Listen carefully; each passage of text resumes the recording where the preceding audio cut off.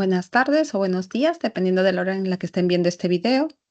Vamos a hablar en esta oportunidad de las estrategias para prevención de los reingresos hospitalarios. Yo soy la doctora Claudia Becerra Núñez, me desempeño como su jefe del Servicio de Medicina Interna en el Hospital Central FAB. Además, yo trabajo en el área de hospitalización Sexto Norte, donde soy jefe de esa área. Debo declarar que la presente exposición es mi estricta responsabilidad, está basada en información científica actual y en mi experiencia profesional. En primer lugar, pues, tener en cuenta que estas estrategias van a implicar algunos cambios que tenemos que hacer. Recordar que hacer cambios siempre va a ser difícil. Así que me gustaría empezar con esta frase. Recuerden que siempre va a haber alguien que dude de ti, solo hay que asegurarse que esa persona no seas tú. Estos cambios son importantes para mejorar, como vamos a ver, la calidad de vida de muchos pacientes. Así que cuando hablamos de estrategias de prevención de reingresos hospitalarios, hay que tener en cuenta que existen reingresos que van a ser inevitables, pero buena parte de los reingresos de hecho son evitables. Cuando yo evito estos reingresos, mejora la calidad de vida de, de los pacientes y además el bienestar financiero de los sistemas de salud. Estudios hechos en Estados Unidos me dicen que más o menos estos reingresos le cuestan al sistema de salud entre 15 a 20 millones de dólares por año.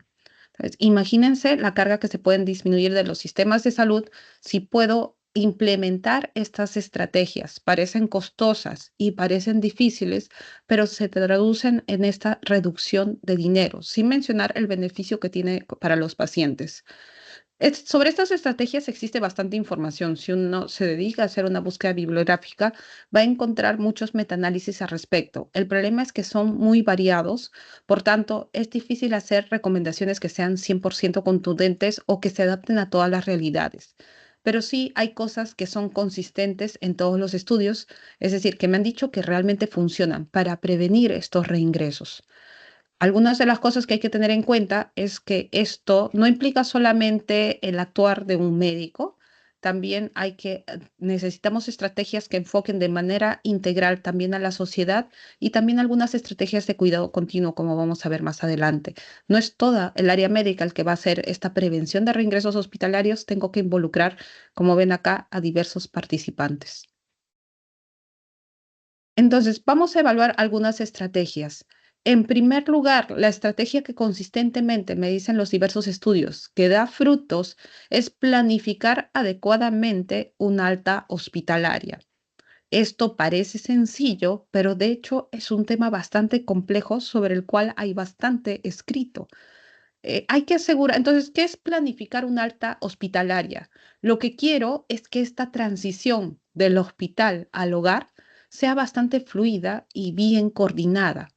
Ojo, que yo veo que un paciente ingresa y desde que ha ingresado, mi paciente tiene una neumonía severa, extensa. Yo ya voy pensando, este paciente tal vez se vaya con requerimiento de oxígeno. Yo desde que ingresa debería ya estar viendo cómo va a ser esa transición. Eso exige un poquito de experiencia, pero a medida que vayamos mejorando, lo vamos a hacer prácticamente en automático.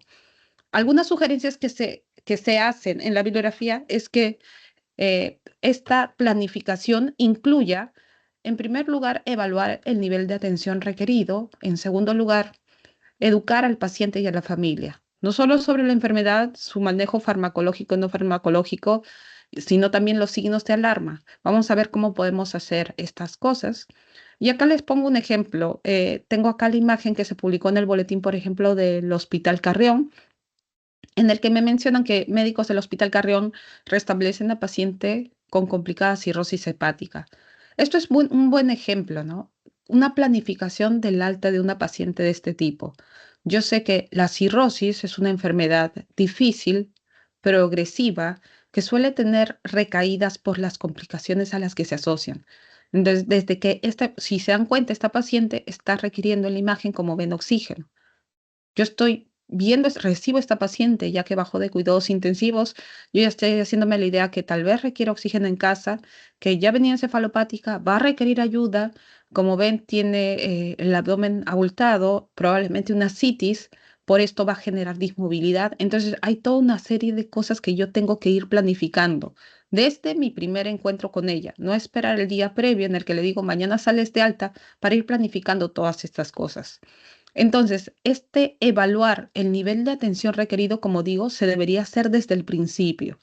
Algunas recomendaciones o a cosas que se deberían tomar en cuenta para evaluar el nivel de atención que requiere el paciente al alta es, en primer lugar, por ejemplo, evaluar el estado cognitivo del paciente. Si el paciente no está en la capacidad de cuidarse por sí mismo, esta paciente, por ejemplo, ya no debe regresar sola a casa. El nivel de la actividad del paciente, si se puede, me dicen hoy día me dicen de un paciente, veo que ya no se puede parar, ya no puede caminar, necesita ayuda, ha tenido el famoso desacondicionamiento o miopatía del encamamiento, ha quedado débil, va a necesitar ayuda por unos días, al menos hasta que recuperen las fuerzas. A veces a algunos pacientes les toma un día, 2 días, 3 días, a algunos pacientes les pueden tomar semanas para levantarse y caminar.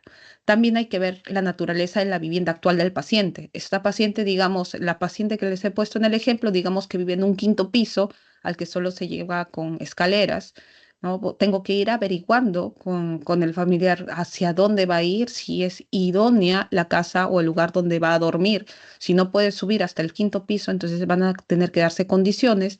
Tengo que apoyarme, por ejemplo, con servicio social.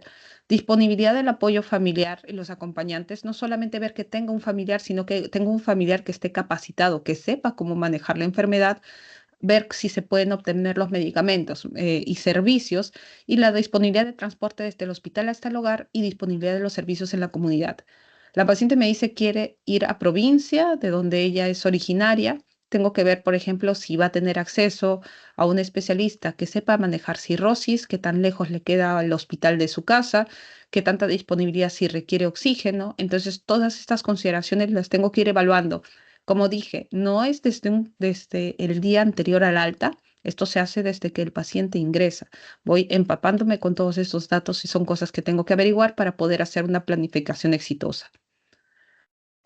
La otra parte que es bien importante y de hecho en la que se pone un montón de énfasis en estas estrategias de planificación de alta hospitalaria, en estas estrategias de prevención de reingresos, me dicen, hay que educar al paciente. Hay un montón de bibliografía al respecto de cómo educarlo. Hay varias formas de educarlo. Si ven cómo optimizar la educación al paciente, tenemos diversas iniciativas. Voy a compartir algunas de ellas pero ustedes tienen que adaptar cada una de estas las recomendaciones a cómo se desempeñan en los hospitales actuales en donde están. Un ejemplo que ponemos sobre la educación al paciente es de este modelo de materiales para pacientes desarrollado por la Fundación Nacional de Seguridad del Paciente. Este modelo se llama ASMI-3, que me dice qué cosas debería saber, por ejemplo, un paciente durante su hospitalización, qué cosas debería tener claro para decir que para decir que el paciente está bien educado en lo que respecta a su enfermedad durante la hospitalización.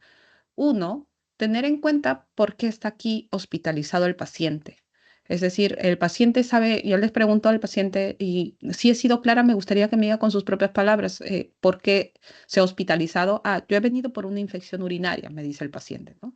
¿Y qué es lo que debe hacer? ¿Cuáles son las estrategias? ¿Qué es lo que hemos hecho acá en la hospitalización y qué va a hacer más adelante? ¿No? Yo le he explicado a la paciente me dice, tengo que evitar el estreñimiento y evitar la resequedad para que no me vengan infecciones a cada rato como me habían estado viniendo.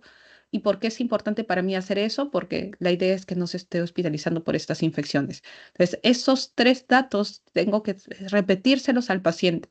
Ojo, que educar a un paciente no es sencillo. Si ustedes son docentes, ya saben que educar en general a médicos no es sencillo. Entonces, educar a un paciente que tiene menos conocimientos que por ejemplo, que un alumno de medicina o que un estudiante de posgrado resulta más complicado. Entonces, esta información se debe de repetir no una, dos, tres veces, sino todos los días durante la hospitalización para que el paciente lo tenga bien claro. Desgraciadamente, como vamos a ver, cuando hacemos revisiones de la bibliografía, esta educación al paciente muchas veces no se da como deberíamos.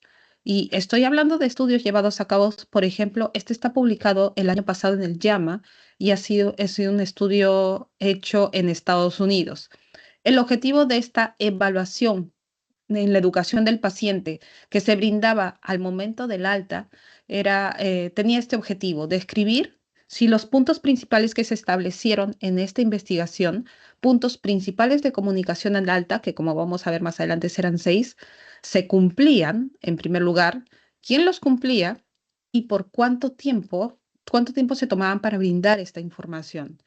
Entonces, lo que hicieron en este estudio es poner un observador en la cama de un paciente que ese día estaba de alta y evaluaban quiénes daban la información, si cumplían todos los puntos que se habían mencionado en esta investigación y que se habían establecido ya de antemano y por cuánto tiempo les tomaba brindar esta información.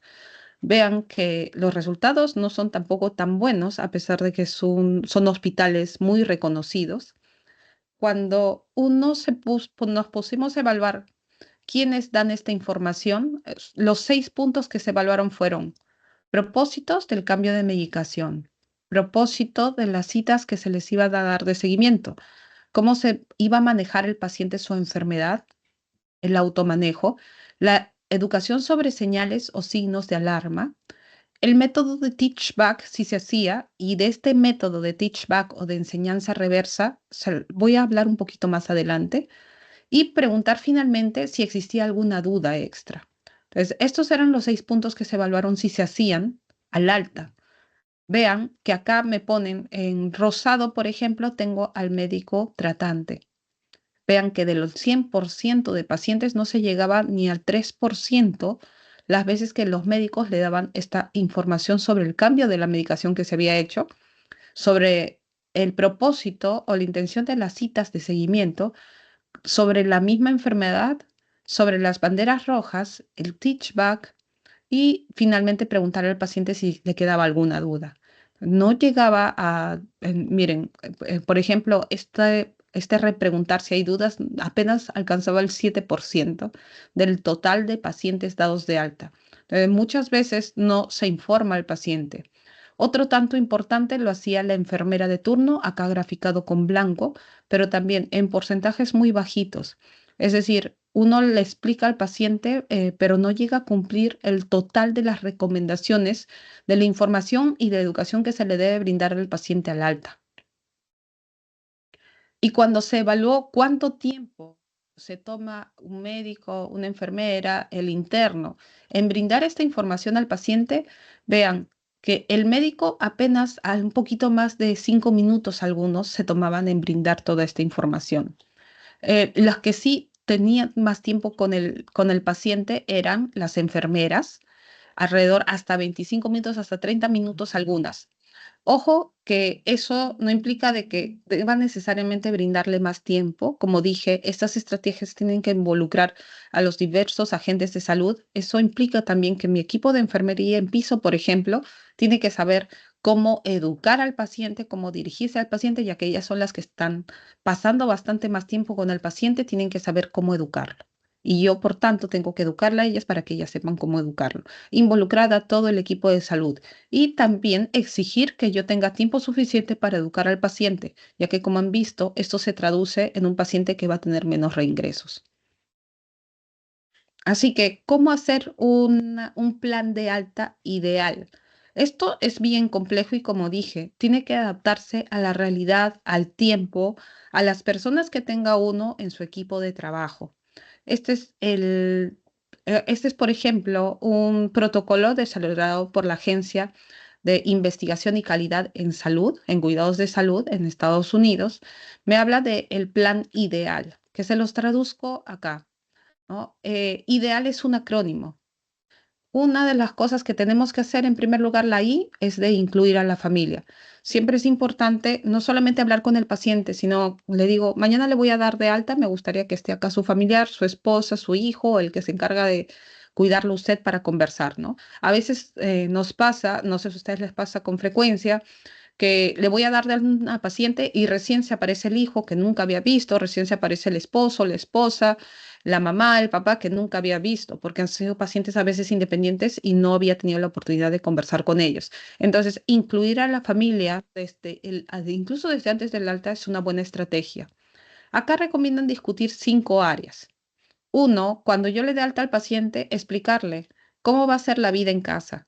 Por ejemplo, regresando al caso de la paciente con cirrosis, explicarle que esta es una enfermedad progresiva, que al principio va a tener dificultades para moverse, pero idealmente a medida que vaya mejorando la movilidad, ella va a poder primero sentarse sola, después dar pasitos, idealmente caminar. La recuperación va lenta, pero debería ser progresiva. También va a ser importante revisar la medicación y con cuidado, con calma, también vamos a ver algunas estrategias para ver cómo se puede optimizar esto. Hay que enseñarles señales de alarma.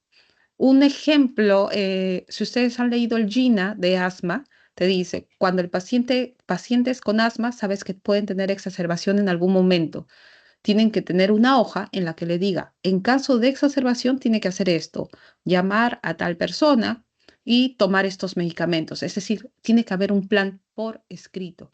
Eso en la mayoría de enfermedades es importante, que sepan distinguir las señales de alarma. Una paciente con cirrosis me pregunta, ¿y cómo sé que mi mamá ya está entrando en esta encefalopatía?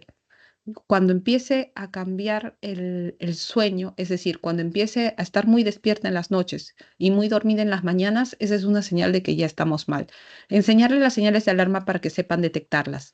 Explicarle qué exámenes han salido, ¿no? En mi paciente con infección urinaria, por ejemplo, su PSA ha salido ahorita alto, pero lo vamos a seguir evaluando. Eso puede ser simplemente porque la próstata se ha inflamado con esta infección. Eso lo vamos a seguir evaluando por consultorio, pero explicarle, ¿no?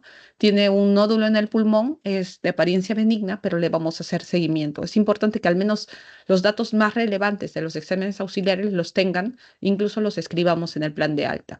Y sobre todo decirle qué citas de seguimiento van a hacer. Recordar que las enfermedades, la gran mayoría no se curan, sino que requieren un seguimiento, a veces no por una ni por dos, sino por varias especialidades. La E es de educar al paciente en lenguaje bastante simple sobre la enfermedad. Esto requiere entrenamiento. A veces nos es muy complicado porque estamos acostumbrados a hablar en lenguaje tan técnico que se nos hace complicado enseñarle a un paciente las cosas en lenguaje sencillo y analizar qué también sabe el personal de salud, explicar la enfermedad y hacer el famoso teach back, ¿no? Entonces, como yo les explicaba, el teach back es una herramienta que utilizamos o un procedimiento que utilizamos para ver si el paciente me ha entendido. Les pongo un ejemplo. Yo estaba tratando de seguir estos elementos para para un planeamiento de alta ideal. Le estaba educando al paciente. Le digo a mi paciente que está ahí con la esposa, señor, usted ha tenido una infección urinaria. Su infección urinaria ha sido un poquito más difícil de tratar debido a que tiene un crecimiento de la próstata, lo que llamamos hiperplasia benigna de próstata.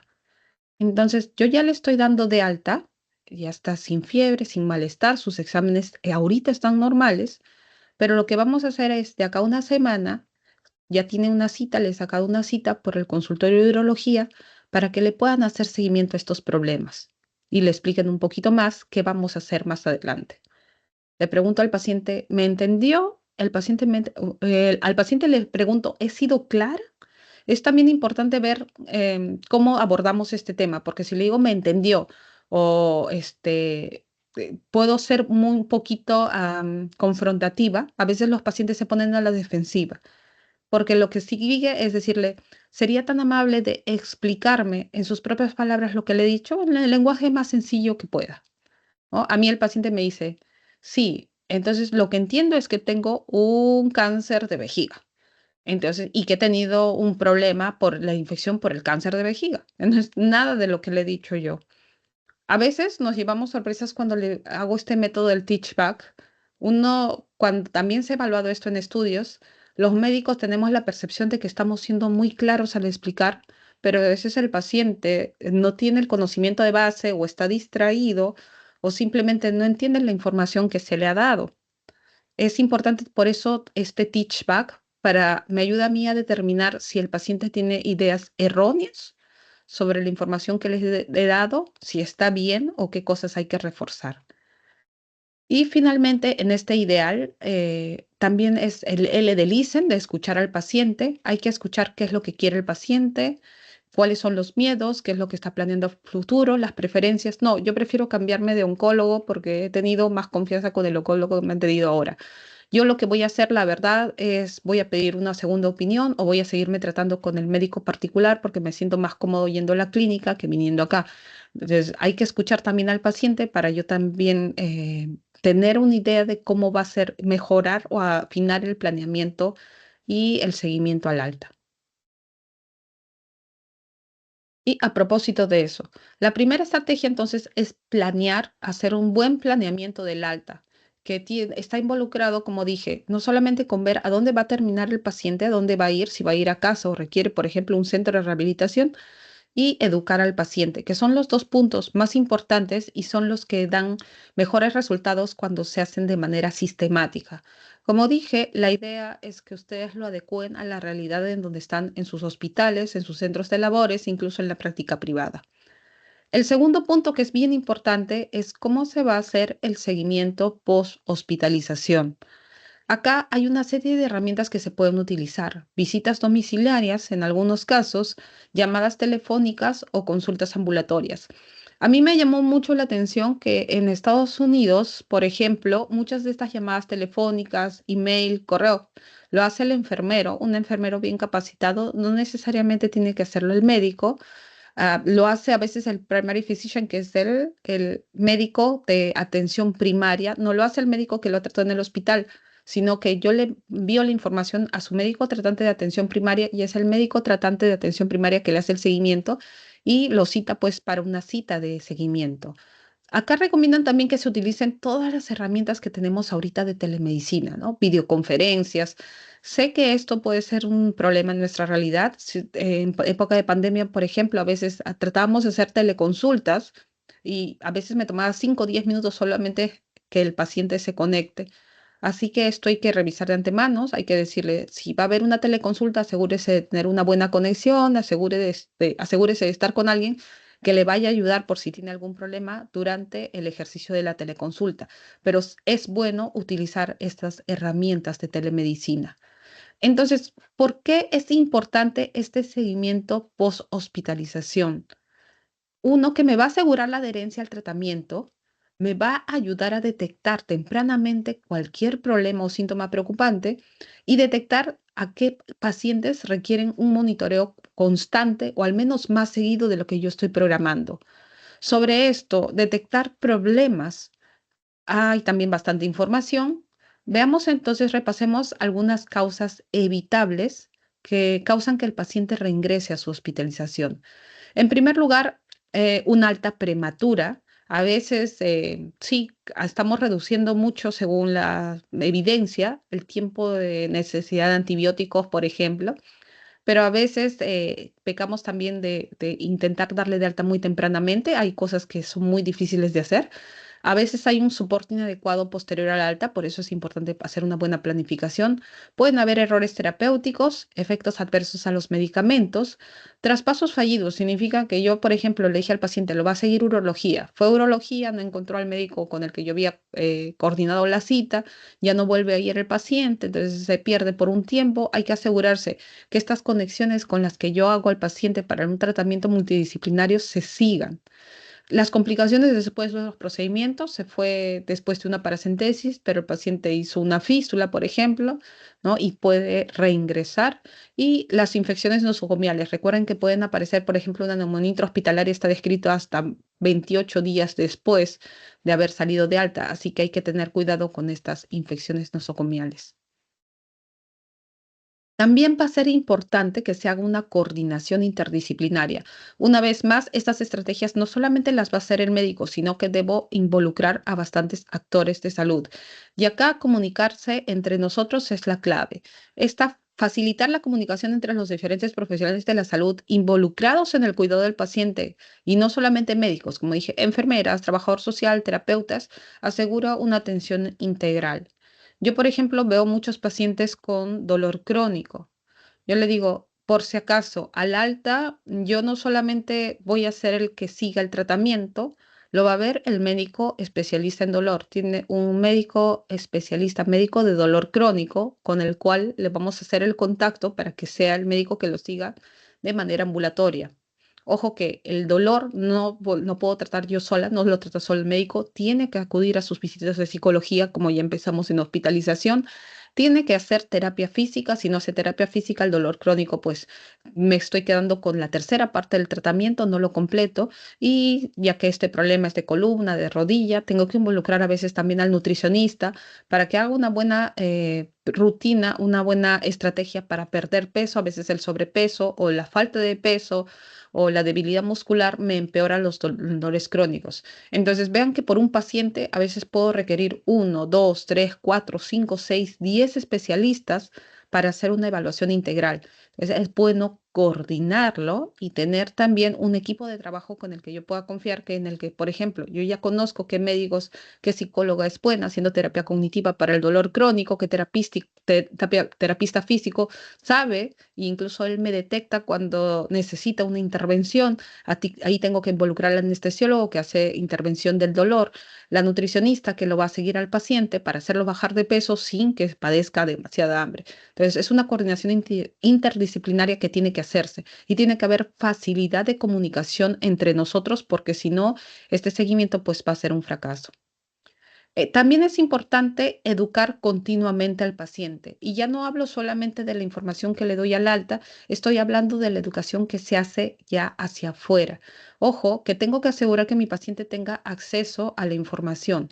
Es decir, por ejemplo, que conozca su enfermedad, cómo se debe cuidar el mismo, la dieta, el ejercicio físico. Puede hacerse en talleres grupales, materiales educativos, recursos en línea. Una de las cosas que, por ejemplo, hace mi hospital es tienen en su página, en la página del hospital, tienen indicaciones o instructivos que van subiendo cada cierto tiempo para los pacientes diabéticos, cómo deben comer, cómo deben utilizar insulina y programan charlas cada cierto tiempo. Si algo nos ha enseñado Doctor TV es que necesito a dar más información al paciente y de hecho los pacientes están ávidos de recibir información. El problema es que en estas épocas tenemos tanta información de tantos lados que a veces los mismos pacientes se confunden y no saben de dónde recibir la información. Así que va a ser importante que le demos accesos a lugares adecuados donde recibir esta instrucción.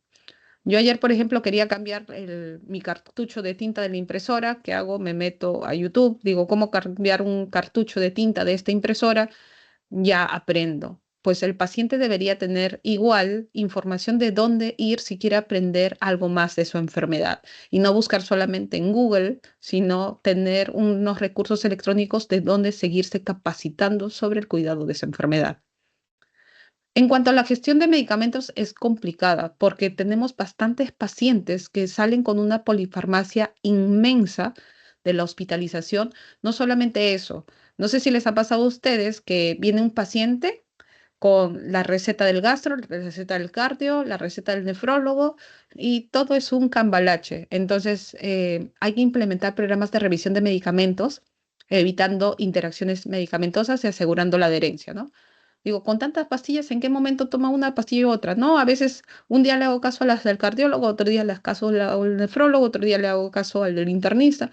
Entonces, para evitar esos problemas, tiene que estar bien claro cómo debe ir la medicación de los pacientes y asegurarnos que haya un cumplimiento adecuado.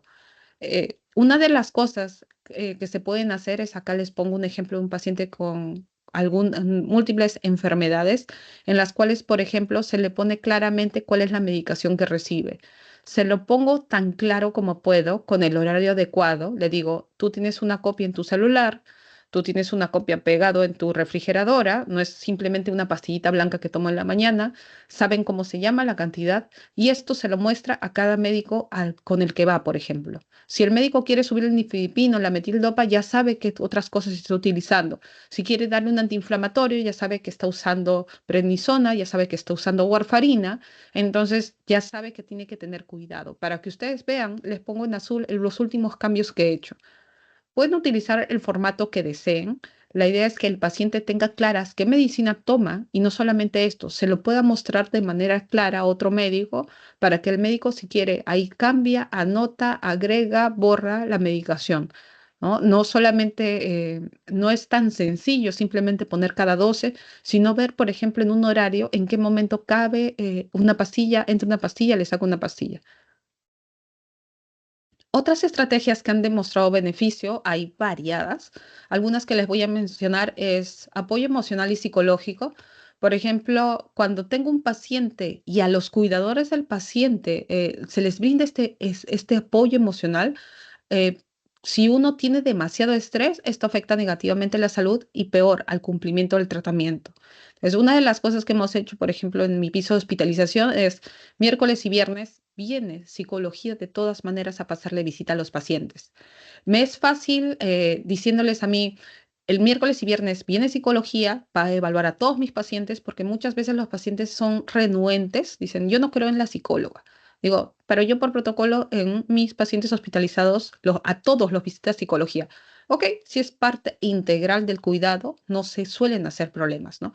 No es que yo lo estoy señalando solamente al paciente, quiero que vea al psicólogo usted, sino le digo, es parte del cuidado integral que estamos haciendo. Eso hace más fácil la transición y eso genera también que la misma psicóloga a mí me hace el feedback, me dice, esta paciente aparte tiene un componente ansioso importante, tiene que recibir medicación, consejería, ya le he dicho que me vaya a buscar por consultorio externo, hacerle seguimiento. Parece mentira, pero también se ha demostrado que disminuye la estrategia de reingreso si puedo manejar esta parte del estrés, sobre todo en pacientes que están discapacitados y que tienen un cuidador en el que también existe el llamado estrés del cuidador. Hay que tener acceso a los servicios comunitarios. Esto hay que irlo integrando, sobre todo hablando con municipalidades. Hay que conectar al paciente con estos recursos comunitarios, centros de atención primaria, programas de rehabilitación, grupos de apoyo y servicios de transporte médico. En Madrid, por ejemplo, hay una iniciativa muy interesante en los cuales los pacientes adultos mayores se comunican en línea con otros pacientes adultos mayores y tratan de hacer match con pacientes con enfermedades similares, ¿no? Tengo un paciente con cirrosis, otro paciente con cirrosis, ellos conversan entre ellos, dicen, oye, a mí me pasa esto, oye, a mí también. Entonces, parece mentira, pacientes que están sobre todo solos, pacientes que viven solos, sabemos que en Europa hay una buena cantidad de adultos mayores, al estar conectados entre ellos vía Zoom, se hacen charlas cada cierto tiempo, reuniendo este grupo de personas, eso me hace que se integren a la comunidad y que compartan experiencias que les sirven a todos. Entonces, estas iniciativas de servicios comunitarios, literalmente por un agente comunitario, me pueden ayudar a evitar los reingresos hospitalarios. Es parte de seguir brindando educación al paciente. También podemos desarrollar estrategias dirigidas específicamente a la prevención de algunas complicaciones. Una de las cosas como complicación que me da más problemas son las caídas. Identificar qué pacientes están en riesgo de caídas. Ya en mi hospital también el equipo de geriatría ha desarrollado un programa de prevención de caídas. Al implementarlo, es bastante trabajo, pero la idea es que precisamente saben una caída en un adulto mayor todas las complicaciones que puede traer. Al implementar este programa, lo que voy a hacer es disminuir el impacto que causa este problema en los pacientes. Pueden identificar cuál es un problema grave en su comunidad, por ejemplo, infecciones nosocomiales, otras complicaciones, disfagia, neumonías aspirativas y decir, bueno, vamos a hablarles de cómo disminuir el riesgo de neumonía aspirativa. Por ejemplo, si yo tengo muchos pacientes con Parkinson o con disfagia por ACV o por alguna razón, entonces capacitarlos o brindarles charlas o hacer alguna estrategia de seguimiento para ver que estén haciendo lo correcto para evitar, por ejemplo, las neumonías aspirativas. Y llevar un registro electrónico de salud, idealmente compartido.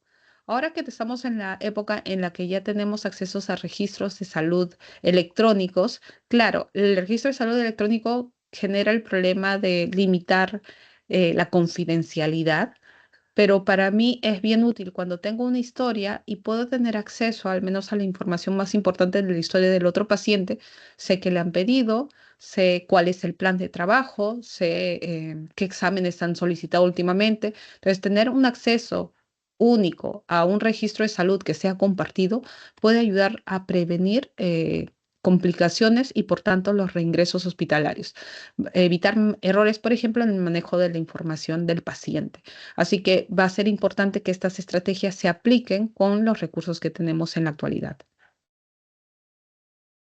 Finalmente, recordar que implementar estas estrategias no solamente busca reducir los reingresos hospitalarios, sino que también mejorar la calidad de vida de los pacientes crónicos y dependientes al promover un cuidado más continuo, coordinado y sobre todo centrado en el paciente.